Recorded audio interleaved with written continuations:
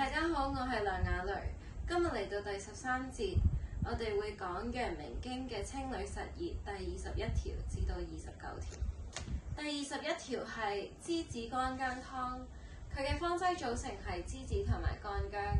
佢嘅辯證要點就會係辛熱微煩而偶逆或下利者。第22條係黃連阿膠湯，佢嘅方劑組成係黃連、黃芩、芍藥、阿膠同埋雞子黃，而佢嘅辯證要點就會係虛煩身貴不得眠，手足心熱或下利變膿血者。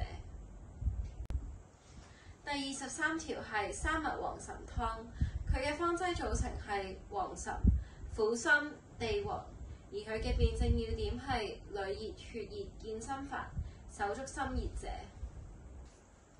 第24條係白頭翁湯，佢嘅方劑組成就係黃連、黃柏、秦皮、白頭翁，而佢嘅辯證要點就會係熱利下重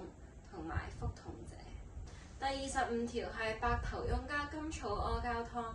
佢嘅方劑組成係黃連、黃柏、秦皮、白頭翁、阿膠、甘草，而佢嘅辯證要點係白頭翁湯證又見血便、黏血便而虛乏少氣者。第26條係胃勁湯，佢嘅方劑組成係胃勁、而以人、桃仁、冬瓜子仁，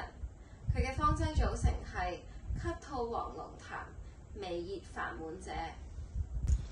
第27條係二以附子敗張散，佢嘅方劑組成係而以人、附子、敗張草，而佢嘅辯證要點就會係腸痈腹痛、皮膚甲錯、皮膚腫癢而流黃水者。第28條係豬苓湯，佢嘅方劑組成係豬苓、茯苓、澤瀉、滑石同埋阿膠，而佢嘅辯證要點係小便不利、淋痛了血而渴欲飲水者。第29條係瓜蒌牡蠣散，佢嘅方劑組成係瓜蒌根同埋牡蠣，而佢嘅辯證要點係屢熱而渴、空腹凍悸者。